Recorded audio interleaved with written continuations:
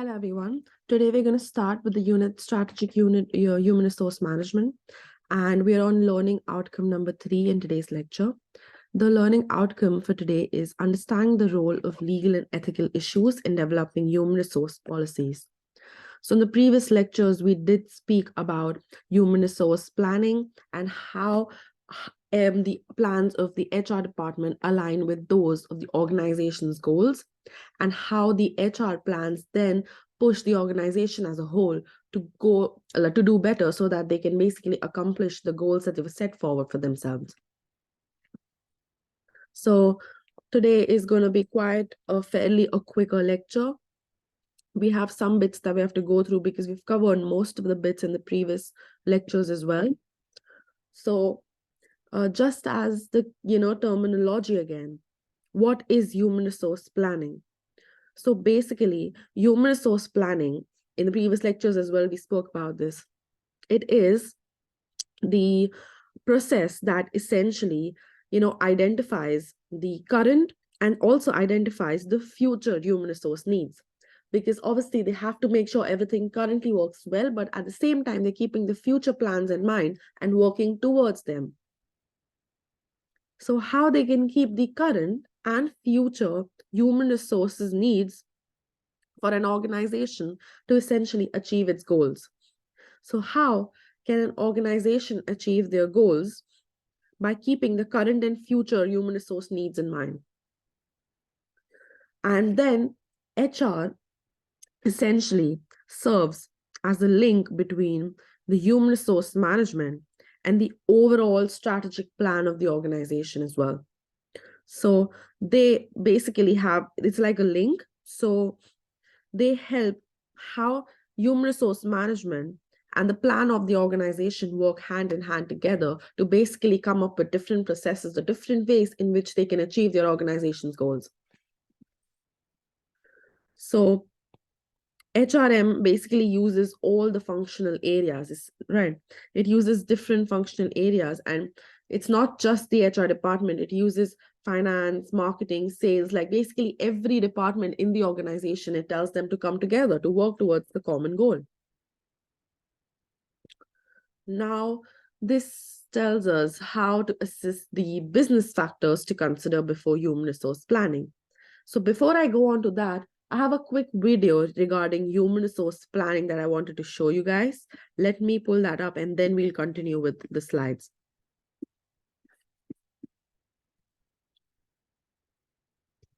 The process of human resource planning. To meet business objectives and gain an advantage over competitors, organizations should carry out human resource planning. To do this, organizations need a clear idea of the strengths and weaknesses of their existing internal labor force. They also must know what they want to be doing in the future. Human resource planning compares the present state of the organization with its goals for the future, then identifies what changes it must make in its human resources to meet those goals. The changes may include downsizing, training existing employees in new skills, or hiring new employees. The process consists of 3 stages: forecasting, goal setting and strategic planning, and program implementation and evaluation. In personnel forecasting, the HR professional tries to determine the supply of and demand for various types of HR. The primary goal is to predict which areas of the organization will experience labor shortages or surpluses. Forecasting supply and demand can use statistical methods or judgment. Statistical methods capture historical trends, where judgment allows the organization to consider unpredictable or new labor market conditions. Usually, an organization forecasts demand for specific job categories or skill areas. After identifying the relevant job categories or skills, the planner investigates the likely demand for each. Once a company has forecast the demand for labor, it needs an indication of the firm's internal labor supply, as well as the changes expected in the near future as a result of promotions, transfers, and voluntary turnover. The second step in HR planning is to set goals and to plan strategically.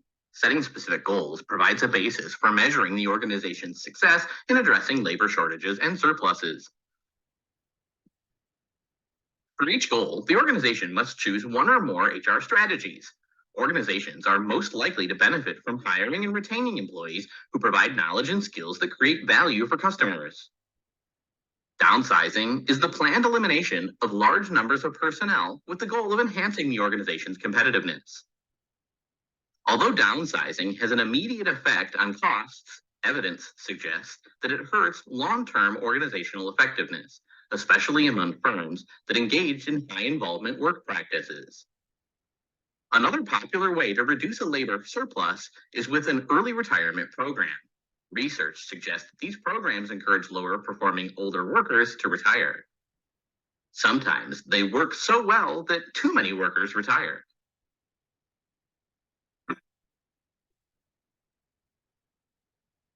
So that was just a quick video on basically how HRP takes place, human resource planning essentially. So hope that was helpful. Coming on to the slides again. So let me just expand this. So now this slide explains that an HR planning process involves different steps, all right? So there are 4 different steps that the HR planning requires. So when I'm talking about the steps before that, I'll also just mention how do they even think about a plan, all right? So as I mentioned, they use different HR, basically uses all the function areas, right, to work towards the common goal.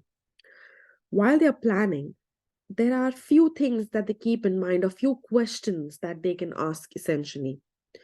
They keep in mind or ask, where are you now, or where are we now? Then they ask, where do we want to go? And also we ask, how do you get there then? So these are 3 main questions that you can keep in your head: where we are, where you want to reach, and how do you get there? For example, if you want to reach from A point to B point, firstly, check what A point is, check what B point is, and then check the different ways in which you can travel. Maybe, just in terms of traveling, then you can use the boat, you can use the airplane, you can use the train, simple ways to realize how to reach from A to B point. Now, in a planning perspective, how does it go? You put actions, goals, and strategies in mind. So actions help with giving to-do lists, whereas goals basically help in achieving those desires that we have to reach B point. And strategy in place is basically the mission in how, what steps to take to reach there. Now, an HR planning process simply involves, there are 4 different broad steps over here. So you have the current HR supply that you're basically giving in terms of HR planning. So you check what do we already have. And then you're seeing that in the future, maybe we want to hire more people, or in the future, we would want to lay off people because company is cutting costs. So what steps do we take to reach there then? And then demand forecasting in terms of seeing what the future demand for HR is, and then how to create that forecast. Now, HR sourcing strategy and implementation. So obviously they check that what is there in terms of the gaps between what we already have, what we desire to have, and how do we reach there. That is HR sourcing and, strategy implementation essentially. And how they put into place different plans in terms of, talent acquisition, recruitment, and how you're going to outsource new people or new hires. So that's how they do them. Now, I also mentioned that the environment that in which the HR plan or objective has been taken place, how does that impact the planning? So in terms of the environment, there is external environment and there is internal environment. So the internal influences on the HRM objectives, those are mentioned in this slide over here. So it can be basically a corporate objective that they have, operation strategies that they have. They have various marketing strategies already in place for the next 2 years.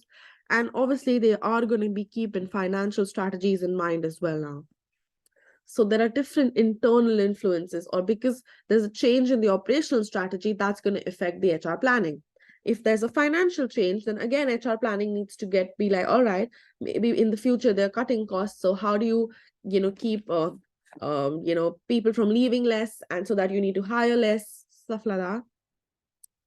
Then corporate objectives, obviously, every little influence from the internal different functional areas would affect HR planning process eventually. Now you have some external steps or external influences on the HR objectives, essentially. So you have different changes in the market. There's a change in the economy. Yeah, definitely HR has to be awakened because probably you have to keep hiring on the low. You have any technological change, for example, AI is coming up, hire more people who are experienced with artificial intelligence. So there are all these external factors definitely play an influence on the HR objectives and the HR planning. HR also comes up in terms of strategy. They also come up with, SMART goals. So they have proper SMART goals listed down, which are, SMART goals, essentially the full form is specific, measurable, achievable, relevant, and time-based goals, essentially.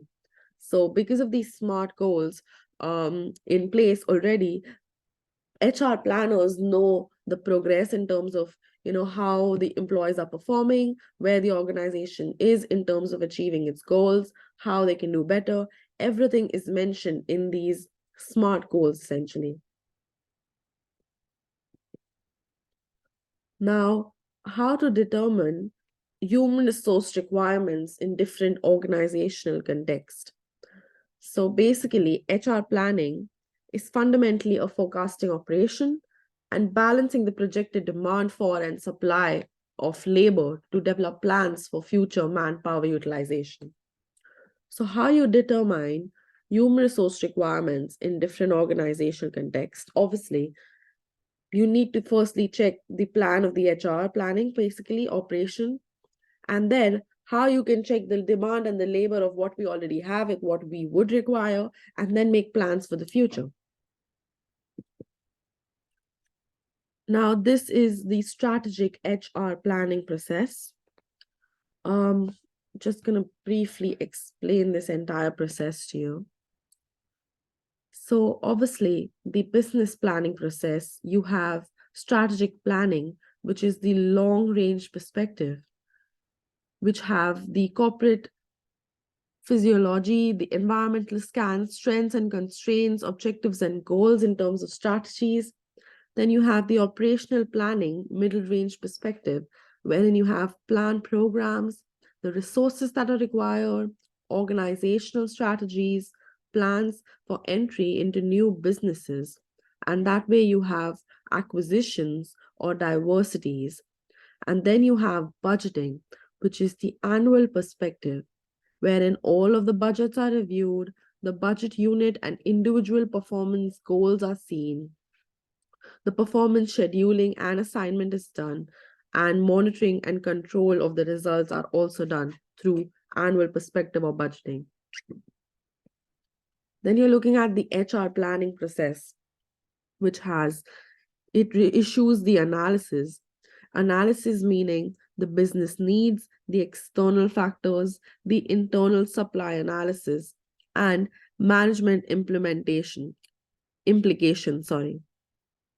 Then you have forecasting requirements, wherein you're seeing staffing levels, staffing mix, the qualitative mix, the operation and job design, you're checking all of that. Then you're checking available projected resources and also the net requirements. And then you're checking the action plans, which is the staffing authorizations, recruitment, promotion and transfers, and the organizational changes, and the training and development plans. In terms of compensation and benefits, the labor relations. Now I'm just going to zoom in a little. So this talks about the environment, basically the organization objectives and strategies, analysis of internal manpower supply, and they assist the external manpower supply with it. Now, project manpower demands and reconciliation, and project manpower supply, which has the project plans essentially. So basically, this is a forecasting model, and how they mention is that how the data is gathered and then analyzed, and they collect data from so many internal sources, and also including the different departments or the different functional areas that I spoke that HR uses. And they also include the recruitment agencies in this. And they say that the data can be qualitative or quantitative, so it varies.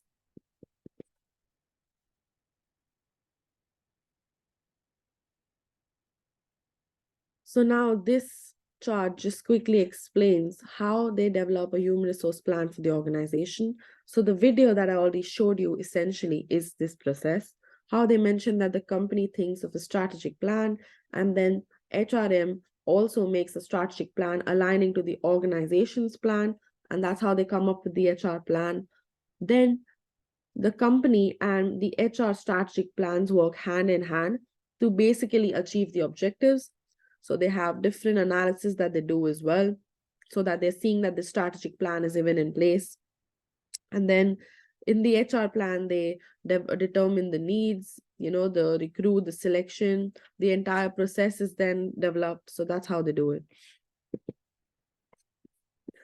So basically, the 6 parts of the plan include that they determine basically how much human resources they require in the future.